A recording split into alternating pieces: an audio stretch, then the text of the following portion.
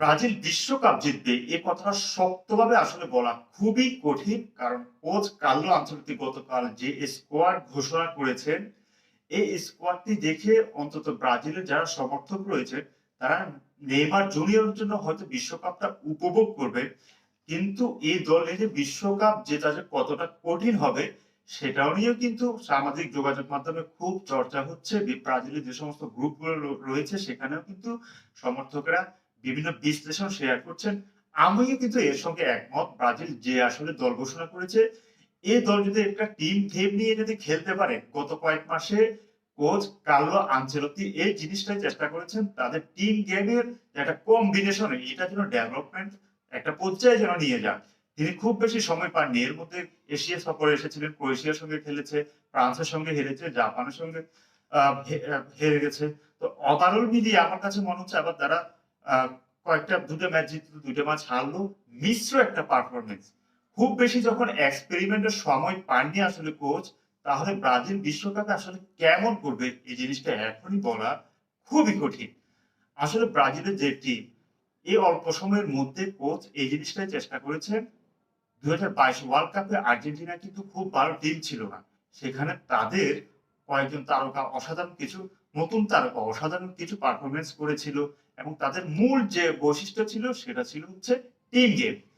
ব্রাজিলের মধ্যেও কিন্তু কোচ কার্লো আনচেলত্তি এই টিম গেমটাই আসলে ঢুকিয়ে দিতে চাচ্ছেন। দলগত পারফরমেন্সে যদি ব্রাজিল ভালো করে সেটাই এবার বিশ্বকাপে হয়তো দেখা যেতে পারে। কিন্তু ওভারঅল যে তাদের স্কোয়াড, সেখানে যদি আপনি দেখেন নক আউট পর্বে আমরা যদি গোলরক্ষকের দিক থেকে বলি, তাদের বিশ্বসেরা একজন গোলরক্ষক তাদের ফার্স্ট চয়েসে আছেন, তিনি হলেন আলিসন বেকার। কিন্তু আলিসন বেকারের সামর্থ্য সম্পর্কে আমরা জানি, কিন্তু এই আলিসন বেকার কিংবা এডারসন এবার নাই। কিন্তু এদেরকে নিয়েই কিন্তু ব্রাজিল তাদের গত কয়েক ওয়ার্ল্ড কাপে নক আউট পর্বে কিন্তু ধরা খেয়েছে। আমার কাছে মনে হয় ব্রাজিলের একজন স্পেশালিস্ট পেনাল্টি সেভার নেই। এবারও হয়তো সে অভাবে তারা ভুগতে পারে। আর রক্ষণে তাদের গাব্রিয়েল মাগালাইস এবং মার্কিনুস হচ্ছে তাদের মূল শক্তি। কিন্তু এদের বিজেতাওকে তারা খুব বেশি মিস করবে। আর তাদের রক্ষণে আরেকটা দুর্বলতার জায়গা হলো তাদের দুই ফুল উইং ব্যাক, যেটা এটা আমার কাছে মনে হয় অতটা ক্রিয়েটিভ না। আর উইং ব্যাকের তাদের যে সাপোর্টটা মিডফিল্ড এবং আক্রমণভাগে কতটা প্রয়োজন এটা আমরা খুব ভালো করে জানি। কারণ এখান থেকে অনেক সময় আক্রমণগুলা উইং থেকে গিয়ে কিন্তু উইং ব্যাক থেকে কিন্তু আক্রমণগুলা হয়ে থাকে। আর মিডফিল্ডে ব্রাজিলের সবচেয়ে দুর্বলতার একটা জায়গা, সেটা হলো আমরা ক্যাসিমিরোকে জানি যে তিনি একজন ডিফেন্সিভ মিডফিল্ডার। কিন্তু তাদের পাকেতাকেও আমরা জানি, কিন্তু তাদের আসলে বিশ্বমানের একজন প্লে মেকার, দু একজন যে প্লে মেকার প্রয়োজন, ক্রিয়েটিভ মিডফিল্ডের প্রয়োজন, সেটি আমার মনে হয় ব্রাজিলের অভাব রয়েছে। এই জায়গায় কিছুটা হয়তো তাদের সমস্যা দূর করার চেষ্টা করবেন নেইমার জুনিয়র। কোচ আনচেলত্তি হয়তো তাকে উইংয়ে খেলাবেন না, তিনি হয়তো প্লে মেকার হিসেবে অ্যাটাকিং মিডে খেলতে পারেন।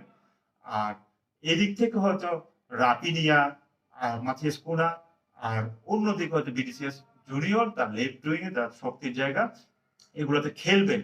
কিন্তু আমার কাছে মনে হচ্ছে তাদের অ্যাটাকিংটা খুবই দুর্দান্ত। কিন্তু নেইমার জুনিয়র কিন্তু এখন যে তার ফিটনেস নিয়ে ভুগছেন, আমরা সান্তোসের গত ম্যাচেও সেটি দেখতে পেয়েছি। এবং তিনি তার ডিসকমফোর্ট মানে অস্বস্তি অনুভব করছিলেন মাসলে, সেটা নিয়েও কিন্তু চিকিৎসকরা তার ফিজিওরা তার সঙ্গে কাজ করছিলেন।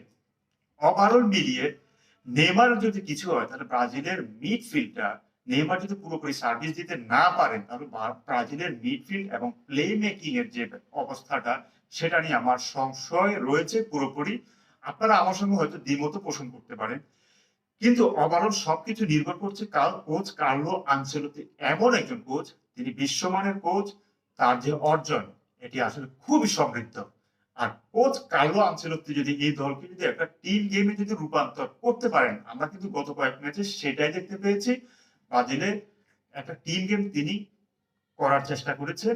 সেই জিনিসটা হয়তো বিশ্বকাপে আমরা আরো ভালোভাবে দেখতে পাবো এই প্রত্যাশাই করি। তবে আমার কাছে মনে হচ্ছে ওভারঅল ব্রাজিলের যে টিম, এই টিম দিয়ে আসলে বিশ্বকাপ জেতা সহজ হওয়ার একদমই কথা নয়, একদমই সহজ হওয়ার কথা নয়। হয়তো ব্রাজিলের সমর্থকরা আমার সঙ্গে দ্বিমত পোষণ করতে পারেন, কিন্তু একটা ওভারঅল বিশ্লেষণ যদি করেন, ইতিমধ্যে কিন্তু আমরা সোশ্যাল মিডিয়ায় সেগুলো দেখতে পাচ্ছি ব্রাজিলের অনেক সমর্থকই কিন্তু সেই জিনিসটাই বলছে। দেখা যাক, ব্রাজিলের জন্য শুভকামনা রইল। ৫ বারের বিশ্ব চ্যাম্পিয়নরা এবার আসলে কেমন করে, তাদের হেক্সা মিশন কি এবার সাকসেস হবে কিনা সেই অপেক্ষায় আমরা থাকবো।